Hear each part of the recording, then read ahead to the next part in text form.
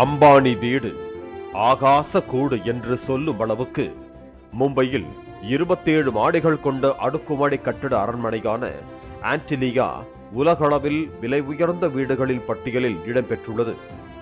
Reliance industries தலைவர் முகேஷ் அம்பானி, அவரது மனைவியும் ரிலையன்ஸ் ஃபவுண்டேஷன் அறக்கட்டளையின் தலைவருமான நீட்டா அம்பானி மற்றும் மகன்கள் ஆகாஷ் அம்பானி, ஆனந்த் அம்பானி, மகள் ஈஷா அம்பானி ஆகியோர் இந்த வீட்டில் வசித்து வருகிறார்கள். பக்கிங்ஹாம் அரண்மனைக்கு பிறகு இரண்டாவது மிக விலை உயர்ந்த இல்லமாக திகழும் இந்த வீட்டின் மதிப்பு 15,000 கோடி ரூபாய் என மதிப்பிடப்பட்டிருக்கிறது. விரைவான பயணத்திற்கு ஏற்ப ஹெலிபேடுகள், 168 கார்களை நிறுத்துவதற்கான பல மாடி வாகன நிறுத்துமிடம், ஆடம்பரமான ஸ்பா, வெப்பநிலை கட்டுப்படுத்தப்பட்ட நீச்சல் குளம், பிரம்மாண்டமான கோவில் இடம், அதிவேக lift, theatre, gym, air conditioning அறைகள் என 24 மணி நேரமும் இயங்கிக் கொண்டிருக்கும் வகையில் உருவாக்கப்பட்டிருக்கிறது. அப்படிப்பட்ட அரண்மனையின் கரண்ட் பில் கட்டணம் வெளியாகி பலரையும் ஷாக் அடைய வைத்தது. அதாவது ஒரு மாதத்தில் இந்த வீடு சுமார் 6,37,240 யூனிட் மின்சாரத்தை பயன்படுத்தி உள்ளது தெரிய வந்தது.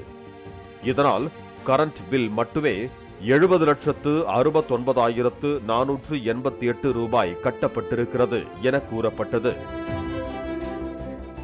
அப்படிப்பட்ட பிரம்மாண்டங்கள் நிறைந்த அரண்மனைக்கு மத்திய அரசு சமீபத்தில் கொண்டு வந்த வக்ஃப் வாரிய சட்ட திருத்த மசோதாவால் சிக்கல் ஏற்பட்டிருப்பதாகவும் தொழிலதிபர் முகேஷ் அம்பானி தென் மும்பையில் வசித்து வரும் பல அடுக்கு சொகுசு மாளிகையான ஆன்டிலியா வீடு இருக்கும் நிலம் வக்ஃப் வாரியத்திற்கு சொந்தமானது எனவும் கூறப்படுகிறது. அம்பானியின் வீடு இருக்கும் நிலம் முன்பு கரீம்பா இப்ராஹிம் என்பவருக்கு சொந்தமானதாக இருந்துள்ளது. கரீம்பா இப்ராஹிம் என்பவர் தனது நிலத்தை வக்ஃப் வாரியத்திடம் தானமாக கொடுத்துள்ளார். அப்போது ஆன்மீக கல்வி மற்றும் ஆதரவற்றோர் இல்லம் கட்டுவதற்காக மட்டுமே பயன்படுத்த வேண்டும் என்று சொல்லித்தான் கொடுத்ததாக சொல்லப்படுகிறது. இந்த 4.5 லட்சம் சதுரடி அளவு கொண்ட நிலத்தை தான் முகேஷ் அம்பானி 2002ஆம் ஆண்டு 21 கோடி ரூபாய்க்கு வக்ஃப் வாரியத்திடம் இருந்து வாங்கி தனது கனவு இல்லத்தை கட்டியுள்ளார். மகாராஷ்டிரா சட்டமன்றத்தில் தாக்கல் செய்யப்பட்டிருக்கும் அறிக்கையில் வக்ஃப் வாரியத்திற்கு சொந்தமான நிலங்களை தனிப்பட்ட தேவைகளுக்காக விற்பனை செய்ய முடியாது என்று அதில் குறிப்பிடப்பட்டிருப்பதுதான் முகேஷ் அம்பானியின் கனவு இல்லத்திற்கு சிக்கலாகி இருக்கிறது. அந்த நிலத்தை அம்பானியிடம் கொடுத்த போது வக்ஃப் வாரியத்தில் உள்ள 2/3 பங்கு உறுப்பினர்கள் ஆதரவு கொடுத்த பிறகுதான் விற்பனை செய்யப்பட்டது.